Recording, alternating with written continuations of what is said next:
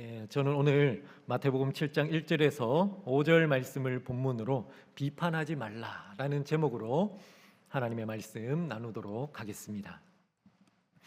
남의 떡이 더 커 보인다라는 옛말이 있죠. 저는 살면서 이 말이 진리는 아니지만 거의 진리에 준하는 수준으로 삶에서 적용될 때가 있다는 것을 경험하곤 합니다. 많은 성도님들이 저를 보고는 참 긍휼히 여겨주십니다. 특히 연세가 많은 제 또래의 아들을 가지신 어르신들께서는 저를 보면 아주 긍휼히 여기십니다. 그리고 이렇게 말씀하시죠. 목사님, 식사 잘 챙겨 드십시오. 맛있는 거 많이 드세요. 아이고, 제가 밥 한번 사드릴게요. 그렇게 말씀하십니다. 그러면 저는 아이고, 감사합니다. 그런데 저 보기보다 잘 먹습니다. 끼니 꼬박꼬박 잘 챙겨 먹어요. 이렇게 대답을 드립니다. 저는 살아오면서 몇 년 전까지 생각보다 식탐이 있었던 사람입니다.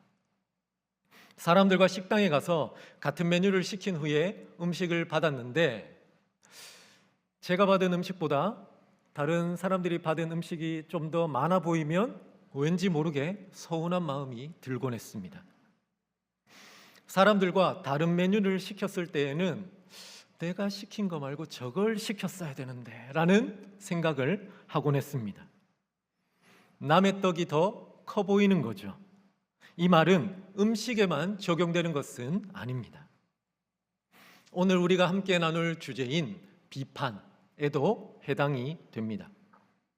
오늘 주제에 맞춰서 이 말을 바꾸어 보면 이렇게 표현할 수 있습니다.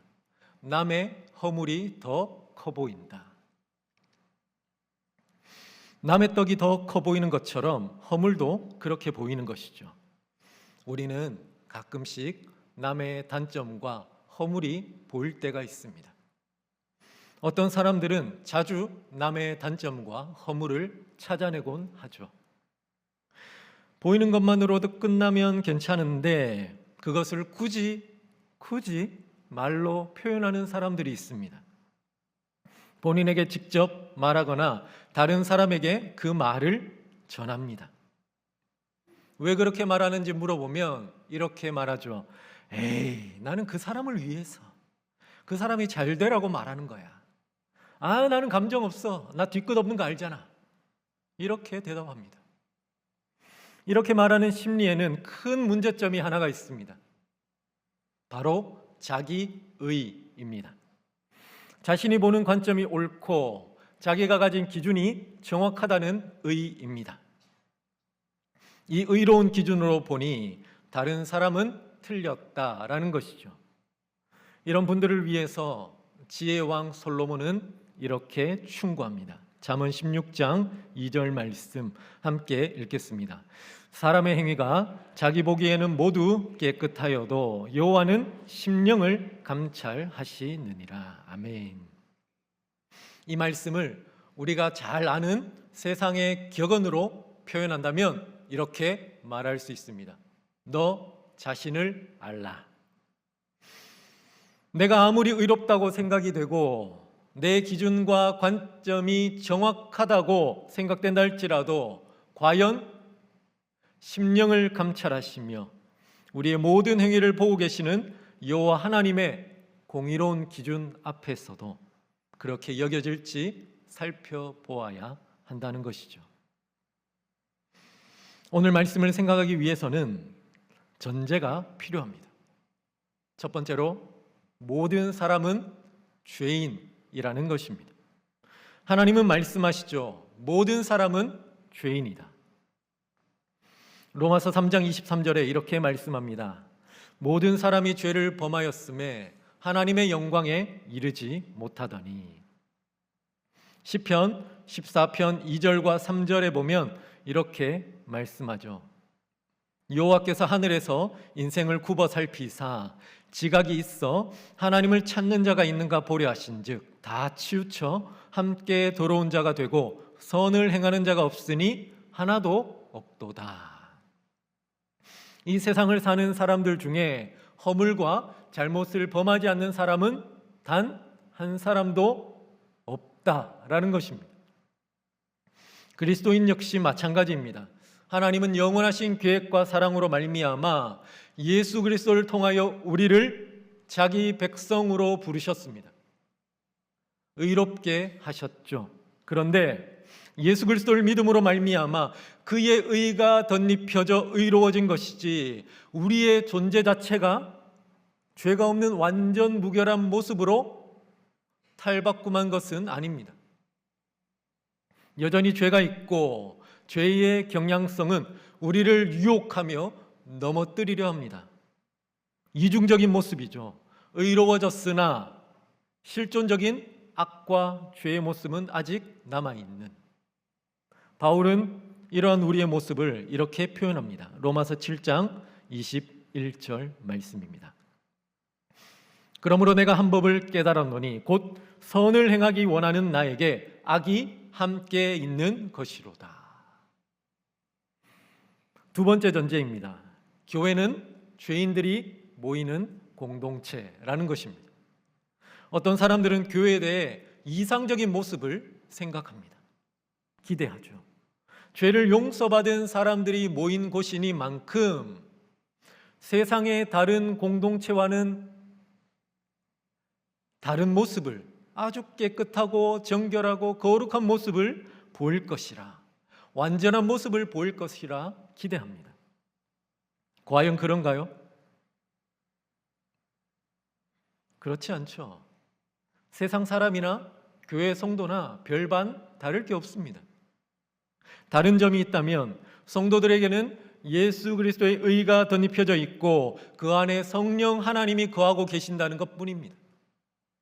그 성령으로 말미암아 성령을 의지할 때 예수 그리스도를 닮아가는 거룩함의 길을 걸어가게 되고 하나님이 원하시는 의와 정직함을 행할 수 있다라는 것이죠. 그러나 늘 그렇게 살아가는 것은 아닙니다. 때때로 성령을 거절하고 내 욕심과 내 정욕대로 살아갈 때도 있습니다. 죄에 넘어질 때도 많죠. 그리스도인이라 할지라도 연약합니다. 부족하죠. 칭의, 의롭다고 여김을 받았을 뿐입니다. 존재 자체가 아직 완전하게 의롭게 변화된 것은 아닙니다. 그렇기에 그리스도인은 믿은 이후에 성화의 과정을 거치는 것입니다. 성령에 의지하여 예수 그리스도를 닮아가는 거룩함의 과정을 거쳐가는 것이죠. 우리는 모두 성화 중이며 공사 중입니다. 여러분 옆에 앉아있는 동역자를 한번 보십시오. 완전해 보이십니까? 완벽해 보이십니까? 정말 예수님처럼 거룩해 보이십니까? 아니요. 우리 모두 다 거룩해져 가는 과정 중에 있습니다. 공사 중이죠. 예수님을 닮아가고 있습니다. 그러나 아직 완전하진 않습니다. 이러한 사람의 실제를 이해하지 못하면 사람을 기대합니다. 의지합니다. 그리고 실망하여 교회를 떠나고 심지어 하나님을 떠나는 사람도 있습니다. 사람은 기대하고 의지할 대상이 아닙니다. 이해할 대상도 아니죠. 사랑할 대상입니다. 하나님은 우리에게 동역자를 주셨죠. 왜 주셨습니까? 사랑하라고 동역자를 허락해 주셨습니다.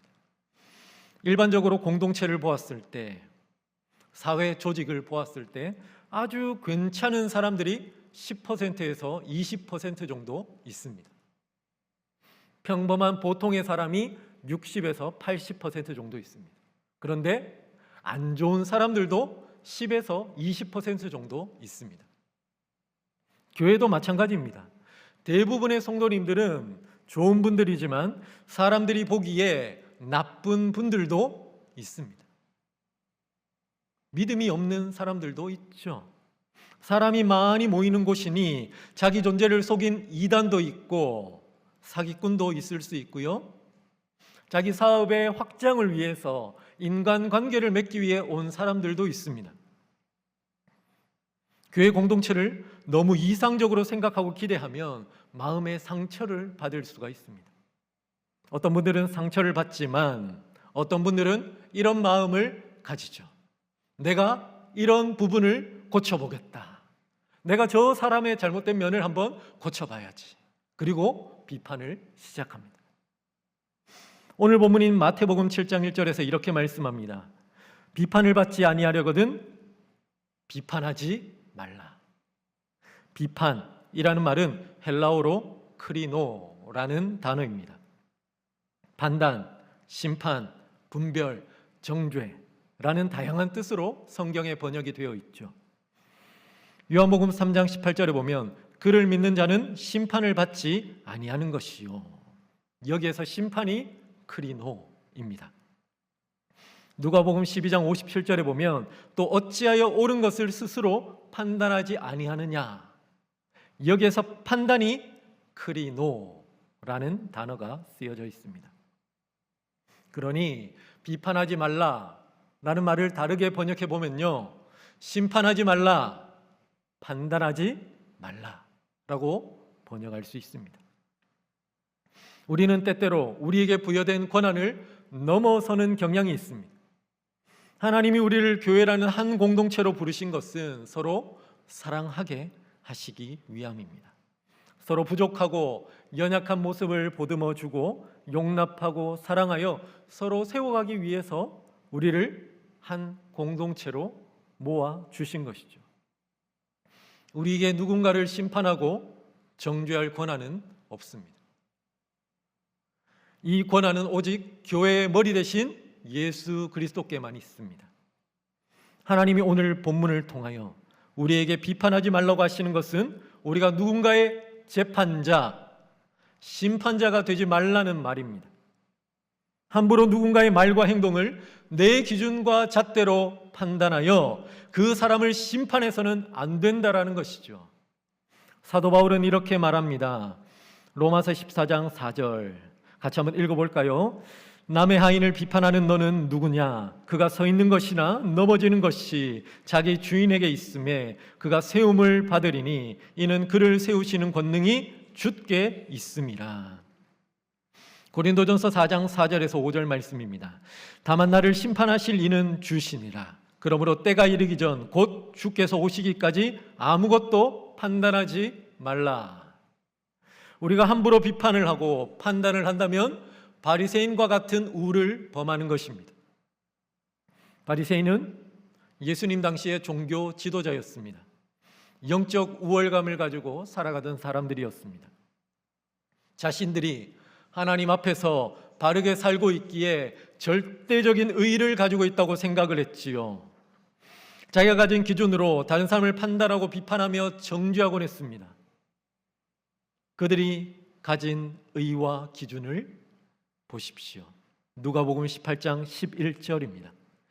바리새인은 서서 따로 기도하여 이르되 하나님이여 나는 다른 사람들 곧 토색, 불의, 간음을 하는 자들과 같지 아니하고 이 세리와도 같지 아니함을 감사하나이다. 나는 일회에 2번씩 금식하고 또 소득의 11조를 드리나이다 하고. 나는 다른 사람들 자신이 생각하기에 죄인인 사람들과 같지 아니함을 감사한다고 말합니다. 자기가 하는 금식과 11조 등 종교적인 행위를 의로운 기준으로 삼아 자기 의를 내세우고 있는 것이죠. 사람들이 보기에는 거룩하고 정결해 보입니다. 당대 사람들은 바리새인을 의롭다고 칭찬해 주었죠. 자기 스스로도 그렇게 생각했을 것입니다. 그들은 자기 기준으로 수많은 사람을 비판하고 정죄하였습니다. 심지어 예수님까지도 비판하고 정죄하였죠. 그런데 우리 주님은 하나님께서 받으시는 사람이 누구라고 말씀하실까요? 자기 의를 내세우며 다른 사람을 판단하고 비판하는 바리새인이 아니었습니다. 하나님 앞에서 자기 죄를 자각하고 엎드려 회개하였던 세리를 받으셨습니다. 복음서에 보면 우리 주님이 수많은 사람들을 만난 장면을 보게 됩니다. 주님께 나온 모든 사람은 죄인이죠. 그 중에 다수가 연약하고 사회적으로 보잘것이 없는 사람들이었습니다. 당시에 사람 취급도 받지 못하는 여인들과 어린 아이들도 많이 있었죠. 예수님은 이들을 기꺼이 만나주셨습니다. 긍휼히 여기시고 사랑하셨죠. 그들을 판단하거나 정죄하지 않으셨습니다. 자기를 길이요 진리요 생명으로 양의 문으로 부활이요 생명으로 믿고 구원의 길로 들어서길 바라셨습니다. 바리새인들은 이러한 예수님의 모습을 보고는 이렇게 평가합니다. 세리와 죄인의 친구. 그들이 비판한 이 말에서 예수님이 연약한 사람들, 죄인들을 어떻게 대하셨는지 드러나고 있죠. 예수님이 가늠한 여인을 만나셨을 때 어떻게 하셨습니까? 율법으로 한다면 그 여인은 당연히 돌에 맞아 죽어야 합니다. 그런데 그 말씀을 제정하고 주신 성자 하나님이신 예수님은 자신의 말씀대로 행하지 않으셨습니다. 사람들에게는 너희 중에 죄 없는 자가 먼저 돌로 치라고 말씀하셨죠. 이 여인에게는 나도 너를 정죄하지 아니하노니 가서 다시는 죄를 범하지 말라고 말씀하셨습니다. 왜 이렇게 말씀하셨을까요? 예수님에게는 한 사람의 존재가 너무나 소중했기 때문입니다. 한 사람 한 사람이 예수님에게는 최고의 가치였습니다. 사람을 비판하고 정죄한다고 사람이 달라지거나 변화되지 않음을 예수님은 그 누구보다 잘 알고 계셨습니다. 율법은 완전한 하나님의 말씀이기에 사람에게 하나님의 능력을 발휘할 수 있습니다. 예수님이 선포하시는 말씀은 그 자체로 신적인 능력이 있기 때문에 사람을 변화시키고 사람을 회복시킬 수 있습니다. 그러나 사랑이 없이는, 사랑에 기반한 긍휼이 없이는 말씀의 능력이 사람에게 전해질 수 없음을 예수님은 잘 알고 계셨습니다.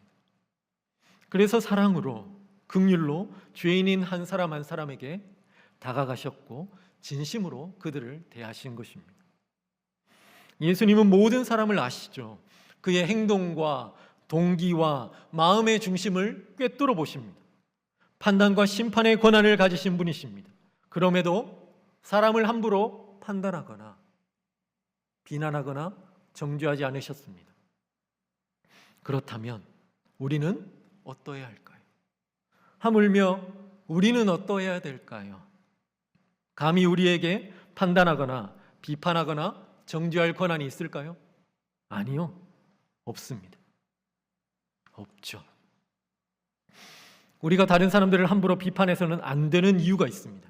첫째로 주님께서 사랑으로 우리를 용서하셨기 때문입니다. 우리는 죄인입니다. 용서받은 죄인이죠. 우리가 용서받은 것은 우리의 의나 행위, 어떠함 때문이 아닙니다. 우리가 아직 죄인 되었을 때에 우리를 먼저 사랑하셔서 확증하신 하나님의 사랑과 그에 따른 은혜의 경륜으로 말미암아 용서받은 것입니다. 구원의 은혜는 자격 없는 자에게 값없이 거저 주어진 것입니다. 가늠한 여인이 주님께 용서를 받은 것처럼 우리 역시 은혜로 용서받았습니다. 정죄를 받고 심판받기에 마땅하지만 은혜로 말미암아 사하심을 받았죠. 주님은 우리를 위해 고귀한 자기 목숨을 기꺼이 내어주셨고 보배로운 피를 흘리셨습니다. 당신의 목숨을 우리의 목숨값으로 대신 지불하셨고 우리에게 의와 죄사함과 죄책으로부터의 자유함을 주셨습니다. 주님께서 사랑으로 우리를 용서하셨다면 우리가 누군가를 비판하고 정죄할 수가 있을까요? 아니요, 그럴 수는 없습니다. 두 번째로 우리는 심판자가 될 자격이 없기 때문에 비판해서는 안 됩니다. 심판자가 되려면 공의로워야 되죠. 객관적이어야 합니다. 모든 면을 꿰뚫어 볼 수 있을 정도로 총체적이어야 하죠. 모든 것을 다 할 수 있는 전지성이 있어야 됩니다. 그러나 우리는 단 하나의 조건도 갖추고 있지 않습니다. 우리는 비판하는 사람의 모든 삶을 모릅니다. 비판하는 그 일의 모든 면을 모르죠. 단면만 봅니다. 그 일의 진위 여부, 그렇게 할 수밖에 없는 상황을 모르죠. 그렇게 비판을 하면 마치 욥의 친구들과 같은 잘못을 범하게 됩니다. 욥의 친구들은 욥을 오래 알았다는 이유로 욥의 존재와 상황을 다 안다고 착각했습니다. 그래서 욥을 신랄하게 비판하죠. 네가 지금 이렇게 어려움을 겪고 있는 것은, 고난을 겪고 있는 것은 분명히 네가 죄를 지었기 때문일 것이다. 그러니 너는 회개해야 된다라고 욥의 친구들은 비판합니다. 그러나 하나님은 욥의 친구들이 비판하고 판단하고 정죄했던 모든 것이 틀렸다라고 말씀하시죠. 우리는 아무리 잘 알고 친하다고 할지라도 함부로 판단하고 비판하면 안 됩니다. 욥의 친구들과 같은 잘못을 범할 수 있기 때문이죠. 세 번째로, 우리 자신이 죄인이기 때문에 비판하면 안 됩니다. 우리는 살면서 크고 작은 죄를 짓습니다. 나도 연약하고 부족하여 죄를 짓는데 누구의 죄를 보고 비판할 수가 있을까요? 그 사람이 범하는 잘못을 과연 내가 범하지 않을 것이라 100% 장담할 수 있을까요? 아니요, 그럴 수 없습니다.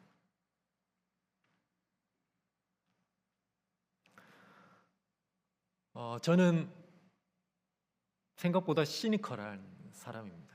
비판적인 사람이고요. 긍정적이기보다는 약간은 삐딱한 각도에서 바라보는 것을 좋아하던 사람이었습니다. 예수님을 믿고 많이 성화되었습니다. 많이 긍정적으로 바뀌었고요. 많이 밝아졌습니다. 그런데도 여전히 사람들을 볼 때 제 나름의 기준과 제 나름의 근거를 가지고, 잣대를 가지고 사람들을 바라보곤 합니다. 저는 행정 목사이자 선임 목사로서 부교육자들을 대표합니다. 그리고 때때로는 관리하는 역할도 하죠. 부교육자들 한 사람 한 사람을 사역적으로, 개인적으로 유심히 관찰합니다. 제 기준에 맞지 않을 때가 있고요. 때로는 화가 날 때도 있습니다. 그럼에도 가급적 입을 대진 않습니다. 부교육자들이 그렇게 생각할지 모르겠는데 저는 그렇게 생각하고 있습니다. 제 판단이 전적으로 맞다는 확신이 없기 때문입니다. 그 사람 나름의 사정이 있을 것이죠. 그리고 저도 그런 상황이 되면 같은 잘못을 범할 수 있다라는 가능성을 전제해 둡니다. 무엇보다 하나님께서 그 사람을 보고 계시기 때문에 공의로운 뜻대로 이끌어 가실 것이라 믿습니다. 그렇기에 가급적으로 부정적인 내용은 피드백하지 않으려고 합니다. 정말 필요한 경우가 아니면 말이죠. 우리는 하나님 앞에서 나 자신을 세우고 바르게 의롭게 살아가기만도 벅찹니다. 그런데 무슨 에너지가 넘쳐서 남을 판단하고 비판하고 더 나아가 정죄까지 할 수 있을까요? 자아 성찰, 자기 객관화가 필요합니다. 사람들은 자기에게는 관용적이며 남에게는 엄격한 성향이 있습니다. 내로남불이죠. 내가 하면 로맨스, 남이 하면 불륜. 기준이 다릅니다. 내가 잘못하면 그럴 수 있지, 뭐 이런 상황이 있으니까 다 이해할 수 있어, 그냥 이번은 넘어가자, 이렇게 생각합니다. 근데 남이 같은 잘못을 하면 어떻게 그럴 수가 있지? 라고 생각을 합니다. 그런데 예수님께서는 말씀하시죠. 어찌하여 형제의 눈 속에 있는 티는 보고 내 눈 속에 있는 들보는 깨닫지 못하느냐. 어떤 사람들은요, 왜곡된 안경을 쓰고 있어서 다른 사람들에게 있는 작은 티는 들보처럼 크게 보곤 합니다. 그런데 자기에게 있는 들보와 같은 큰 흠은 작은 티처럼 작게 보곤 합니다. 제가 서두에 말씀드린 것처럼 남의 허물이 더 커 보인다는 것이죠. 똥 묻은 개가 겨 묻은 개 나무라는 꼴입니다. 예수님도 이런 사람의 잘못되고 왜곡된 판단의 시선을 경계하며 말씀하십니다.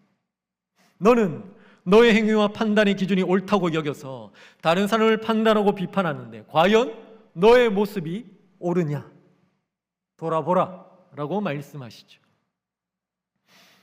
잠언 16장 2절 다시 한번 보겠습니다. 사람의 행위가 자기 보기에는 모두 깨끗하여도 여호와는 심령을 감찰하시느니라. 우리는 심령을 감찰하시는 하나님 앞에서 두렵고 떨리는 마음을 가져야 할 것입니다. 내가 옳다고 생각하며 살아가는데 과연 그러한지 내 내면을 항상 살피고 나의 말과 행동을 추스르며 살아가야 하는 것이죠. 남의 말과 행동과 삶에 너무 많은 관심을 기울이지 말고 내 존재와 말과 행동과 삶을 말씀의 기준에 비추어서 성령의 은혜와 도우심을 구하며 살아가야 하는 것입니다. 만약에 우리가 다른 사람을 향해 엄격한 기준과 잣대를 가지고 비판한다면 하나님은 우리에게 동일한 기준과 잣대로 비판하실 것입니다. 심판하실 것입니다. 이렇게 말씀하시죠. 너희가 비판하는 그 비판으로 너희가 비판을 받을 것이요 너희가 헤아리는 그 헤아림으로 너희가 헤아림을 받을 것이니라. 참 두려운 말씀 아닙니까? 그리고 우리가 그렇게 엄중한 잣대로 비판할 때 다른 사람들도 동일한 기준과 잣대로 우리를 바라보며 비판할 것입니다. 그리고 주변의 사람들이 점점 사라지고 떠날 것입니다. 여러분, 엄격한 잣대와 기준을 가지고 날카로운 말을 하는 사람 곁에 누가 남아 있겠습니까? 곁에 가면 찔리고 베이고 피를 흘리고 다치는데 다들 도망가고 말겠죠. 오늘 말씀을 들으시는 분들 중에는 이런 궁금증을 가지는 분들이 있을지 모르겠습니다. 목사님, 그러면 정녕 다른 사람을 비판하면 안 되는 것일까요? 그 사람이 잘못된 행동과 말을 했다는 사실이 확실하게 드러날지라도 비판하면 안 되나요? 네, 비판하지 않는 것이 좋습니다. 오늘 말씀의 근거에 볼 때 비판하지 않는 것이 좋습니다. 그런데요, 공동체 내에서 명백하게 잘못을 하는 사람이 있을 수 있습니다. 예를 들면 다른 성도에게 돈을 빌리거나 물건을 판매하거나 사기를 쳐서 금전적인 손해를 입히는 경우가 있죠. 불륜이나 성적인 문제 등 이성과 관련한 문제를 일으키는 사람들도 있을지 모릅니다. 다른 사람에 대한 악의적인 소문을 퍼뜨려 곤경에 처하게 하는 사람도 있을지 모릅니다. 때로는 고의적으로, 때로는 고의적이지는 않지만 잘못을 하고 그것이 드러나는 경우가 있죠. 다른 사람에게 파괴적인 영향을 미치는 경우가 있습니다. 이런 경우에는 어떻게 해야 될까요? 비판하지 말아야 할까요? 마태복음 18장의 말씀을 보겠습니다. 18장 15절에서 17절 말씀 함께 읽겠습니다. 시작. 내 형제가 죄를 범하거든 가서 너와 그 사람만 상대하여 권고하라. 만일 들으면 내가 내 형제를 얻은 것이요 만일 듣지 않거든 한두 사람을 데리고 가서 두세 증인의 입으로 말마다 확증하게 하라. 만일 그들의 말도 듣지 않거든 교회에 말하고 교회의 말도 듣지 않거든 이방인과 세리와 같이 여기라. 아멘. 누군가 죄를 범한다면 다른 사람에게 먼저 말하지 마십시오. 흉보지 마십시오. 소문을 내지 마십시오. 다른 사람들은 모르게 그 사람에게 가서 그 사실에 대한 진위 여부를 물으십시오. 그리고 죄에서 돌이키도록 권면하셔야 됩니다. 그런데 이게 쉽지 않습니다. 앞서 말씀드린 여러 가지 이유로 우리 자신을 돌아볼 때 그렇게 말할 수 있는 처지가 아니기 때문에 쉽지 않죠. 또한 사람은 죄를 지었을 때 죄를 지적당하면 본능적으로 방어를 하게 되어 있습니다. 우리가 조심스럽게 말한다고 할지라도 상대방은 아니 꼽게 들을 확률이 높죠. 그리고 그 마음이, 감정이 상할 수 있는 확률이 매우 높습니다. 그래서 그 사람과의 관계가 깨어지는 경우가 발생할 가능성이 높습니다. 조심, 또 조심해야 하고 신중에 신중을 기해야 하는 것이죠. 무엇보다 우선적으로 해야 할 일은 그 사람을 위해서 기도하는 것입니다. 기도하고 또 기도한 후에 그 사람을 찾아가서 조심스럽게 말을 해야 되죠. 비록 그 사람이 죄를 범하고 잘못을 했지만 사랑하는 마음을 주시도록, 그의 연약함을 품고 눈물 흘릴 수 있는 긍휼함을 주시도록 기도한 후에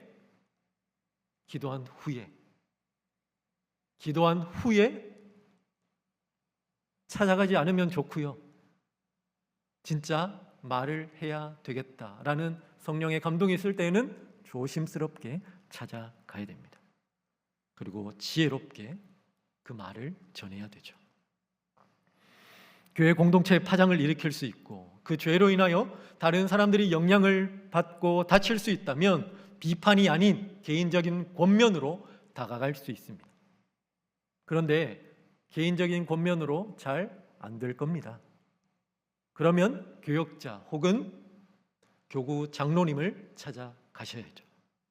한 사람으로 인해서 여러 사람이 피해를 입고 어려움 당하는 것을 방지하기 위해서, 교회가 혼란스러워지는 것을 방지하기 위해서 교회적인 차원에서 권면하고 그 죄를 책망하고 훈계해야 하는 것입니다.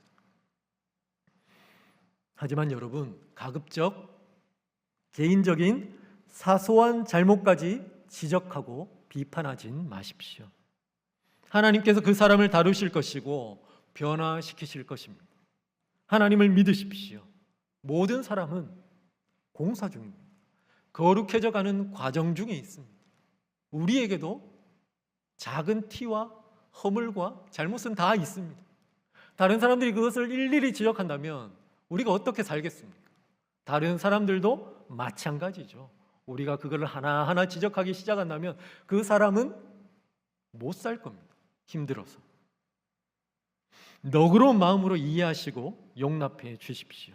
공동체에 영향을 미칠 정도가 아니라면, 다른 사람들에게 피해를 주는 상황이 아니라면 가급적 비판하지 마십시오. 공동체에 어려움을 끼칠 정도가 된다면 신중하게 다가가시고, 그보다 더 좋은 방안은 교역자나 교구 장로님들에게 의논을 하시기 바랍니다. 그것이 개인에게도 공동체에게도 유익이 되는 방안이 될 것입니다.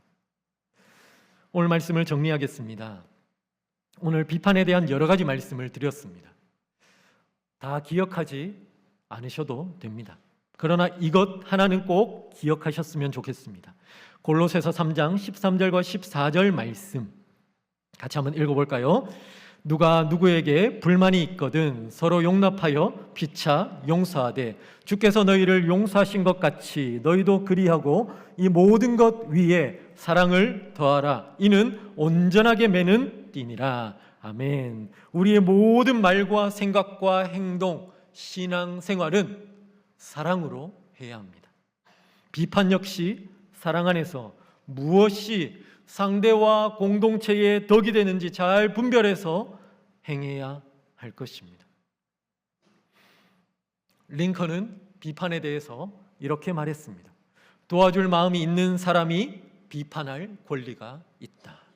사랑의 마음을 가진 사람, 건설적이고 긍정적인 대안과 도움의 방안을 가진 사람이 비판할 자격이 있다라는 것입니다. 오늘 말씀을 기억하면서 모든 일을 사랑으로 행하고 상대방을 세우며 공동체에 덕을 끼치기 위해 살아가는 우리 모두가 되기를 간절히 소망합니다. 오늘 들은 말씀을 기억하며 함께 찬양하겠습니다. 서로 용납하라.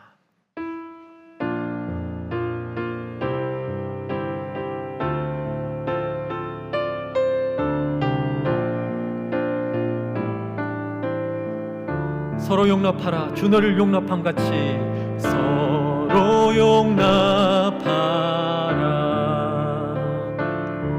주 너를 용납함 같이 서로 용납하라. 주 너를 용납함 같이 서로 용납하라. 서로 용납하라.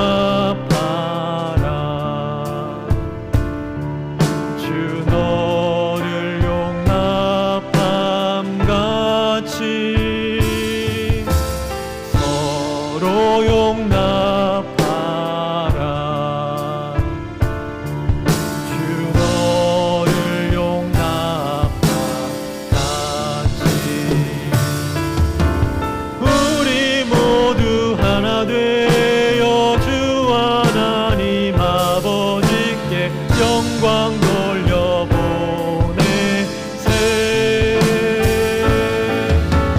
우리 모두 하나 되어 주 하나님 아버지께 영광 돌려보내세.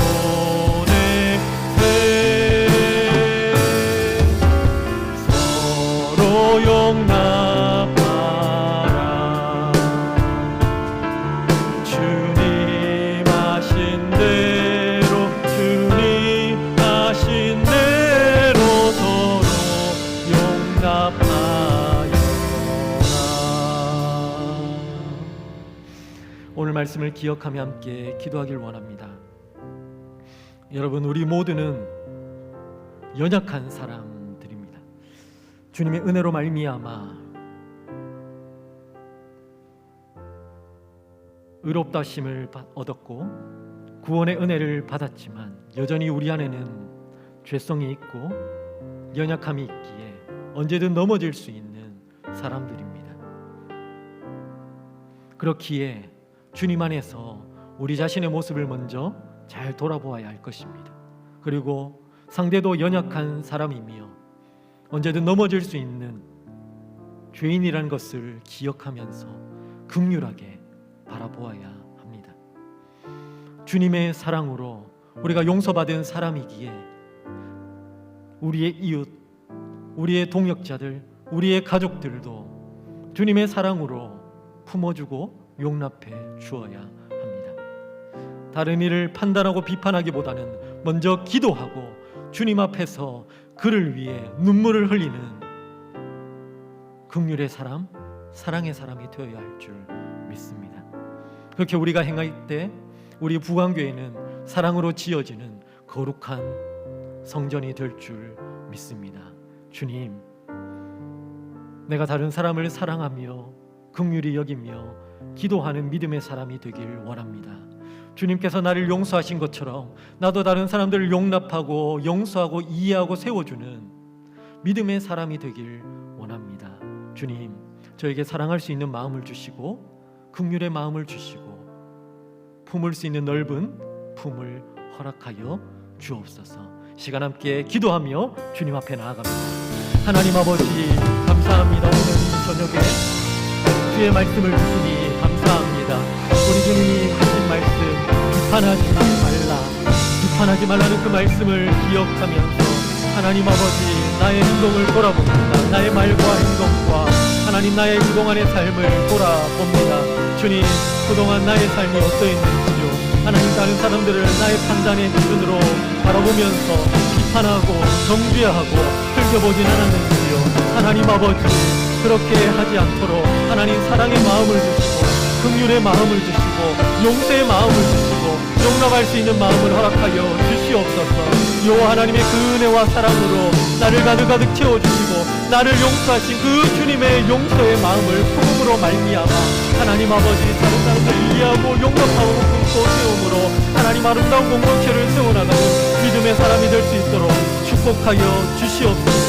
하나님 아버지, 나 자신을 먼저 주님 안에서 돌아보며 행위를 돌아보길 원합니다.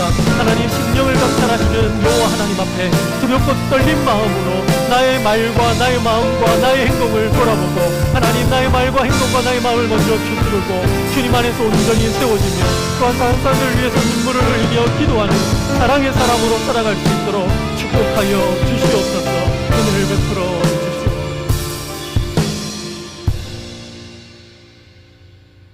사람의 중심을 보시는 하나님, 외모를 보지 않고 우리의 마음이 어떠한지 보시는 하나님, 말씀을 통해 우리가 다시 한번 어떠한 존재인지를 깨닫습니다. 주님, 억만 죄를 짓고 삶을 살아가는 우리였음을 기억하며 그 죄를 덮으시는 예수 그리스도의 의 때문에 우리가 의인 되었던 그 은혜의 사람임을 다시 한번 기억하며 나아가오니 주님, 우리의 눈과 귀와 입술로 그 어떠한 누구도 비판하지 않을 수 있도록 역사하여 주시옵소서. 이제는 우리 주 예수 그리스도의 은혜와 하나님 아버지의 크신 사랑과 성령의 깨닫게 하심이 비판하지 않고 서로 사랑하기로 결단한 수요예배 참석한 우리 부안교회 모든 성도들 머리 위에 이제부터 영원토록 함께 있을지어다. 아멘.